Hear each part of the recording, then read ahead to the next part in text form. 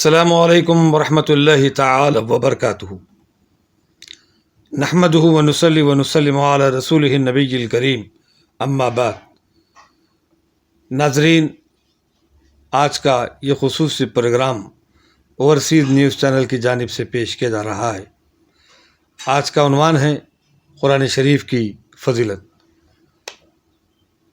اس عنوان سے متعلق سرکار ابو الحسنات سیدنا عبداللہ شاہ صاحب قبلہ رحمۃ اللہ تعالی علیہ اپنی مشہور و معروف کتاب مواعظ حسنہ میں اس طرح لکھتے ہیں: جو شخص قرآن شریف پڑھتا یا سنتا ہے، اس کے نامہ اعمال میں ایک حرف کے بدلے 10 نیکیاں لکھی جاتی ہیں اور 10 گناہ مٹا دیے جاتے ہیں اور 10 درجے بڑھائے جاتے ہیں۔ معنی سمجھ کر پڑھنے کی صورت میں اس کا اجر 10 گنا زیادہ ملتا ہے۔ نماز میں بیٹھ کر قرآن پڑھے یا سنے تو فی حرف 50 نیکیوں کا، اور کھڑے ہو کر پڑھے یا سنے تو 100 نیکیوں کا ثواب ملتا ہے۔ قرآن شریف کے کل حروف 1,27,000 ہیں۔ قرآن کے پڑھنے والوں دولت مفت لٹ رہی ہے، لوٹ لو، اور جس قدر کے تمہارے دامن میں ہو، گنجائش ہو، اس کو لے لو۔ اگر آپ کو یہ آرزو ہے کہ تمام دنیا کے مسلمان جیسے بیت اللہ شریف کعبۃ اللہ کو جاتے ہیں، اسی طرح آپ کے قبر اطہر کی زیارت کے لیے فرشتے چلے آئیں، تو بتایا جاتا ہے پیارے نبی صلی اللہ تعالیٰ علیہ وسلم نے ارشاد فرمایا: ابو ہریرہ، قرآن سیکھو اور لوگوں کو سکھاؤ۔ قرآن پڑھتے، سنتے اور سناتے رہو گے تو فرشتے تمہارے قبر کی زیارت کو ایسے آئیں گے جیسے لوگ کعبے کی زیارت کو آتے ہیں۔ اس سے زیادہ آپ اور کیا مرتبہ چاہتے ہیں کہ قرآن کعبے سے بھی افضل ہے۔ کعبے کی حفاظت ابابیل سے کرائی گئی، اور قرآن کی حفاظت خود رب جلیل فرماتا ہے: انا نحن نزلنا الذکر وانا لہ لحافظون۔ پیارے نبی صلی اللہ تعالیٰ علیہ وسلم نے ارشاد فرمایا: قرآن پڑھا کرو، قیامت کے دن وہ پڑھنے والوں کی شفاعت کرے گا۔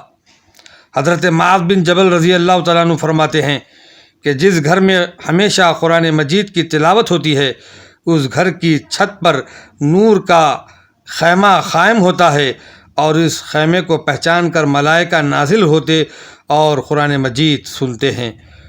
پڑھنے والا مر جانے کے بعد وہ خیمہ اڑ جاتا ہے، فرشتے جمع ہو کر متوفی کی مغفرت اور بخشش کی دعائیں کرتے ہیں، اور قرآن مجید اپنی روحانی صورت میں پڑھنے والے کے ساتھ قبر میں جاتا ہے۔ جب نکیرین سوالات کے لیے زندہ کرتے ہیں اور اپنی ڈراؤنی صورت اور مشال سی آنکھیں دکھانا اور بادل کی گرج جیسی آواز سنانا چاہتے ہیں، تو قرآن مجید سامنے کھڑے ہو کر نکیرین کی مہیب بھیانک صورت دیکھنے سے بچاتا ہے۔ جب نکیرین منکر نکیر اس کو درمیان سے ہٹنے کے لیے کہتے ہیں تو قرآن کہتا ہے: میرا یہاں سے ہٹنا ناممکن ہے۔ جب متوفی نے عمر بھر مجھے نہیں چھوڑا تو میں ایسے وقت میں اسے کیسے چھوڑ سکتا ہوں؟ تمہیں جو حکم ہے پورا کرو اور میرے پس پشت سے سوال کرو، میں آج اس کو جنت میں پہنچائے بغیر نہیں جاؤں گا۔ تب نکیرین سوال کرتے ہیں تو قرآن پاک مردے سے فرماتا ہے: بس یہ آخری سختی ہے جو تجھے پیش آئی۔ نکیرین بعد سوال رخصت ہو جاتے ہیں۔ قرآن اس وقت خبر سے نکل کر آسمان پر پہنچتا اور اللہ تعالیٰ سے درخواست کر کے جنت کا نرم بچھونا اور ریشمی حلے کے لیے آن کی آن میں آ جاتا ہے۔ اس وقت 10 لاکھ مقرب فرشتے خلعت لے کر قرآن کے ساتھ خبر میں آتے ہیں اور متوفی کو نہایت آہستہ سے اٹھا کر جنت کا نرم بچھونا، جس کے اندر سرمے کی طرح مہین خالص مشک بھرا ہوتا ہے بچھاتے اور جنت کا لباس پہناتے ہیں۔ پھر ایک ریشمی تکیہ سرانے اور دوسرا پاؤں کے نیچے رکھ کر قبلے کی طرف کروٹ بدلتے ہیں، اور نور جنت کے 2 چراغ ایک سرانے اور دوسرا پینتی روشن کرتے ہیں، اور جنت کے پھولوں کا گلدستہ ناک کے پاس رکھ کر رخصت ہو جاتے ہیں۔ فرشتوں کے جانے کے بعد 400 سال کی مسافت تک خبر کشادہ ہو جاتی ہے، اور اس کے بعد قرآن مجید کہتا ہے کہ جنت کی کنجی اپنے پاس رکھو اور نہایت آرام سے آرام کرتے رہو۔ اس کے بعد ہر صبح شام آ کر ایسی خبر گیری کرتا ہے جیسے کہ ماں باپ بچوں کی نگہبانی کیا کرتے ہیں۔ اگر متوفی کی اولاد نیک ہو تو قرآن خوشخبری سناتا اور بدکار ہونے کی صورت میں ان کے لیے دعائے مغفرت کرتا ہے۔ امید کہ آپ کو یہ قرآن کی فضیلت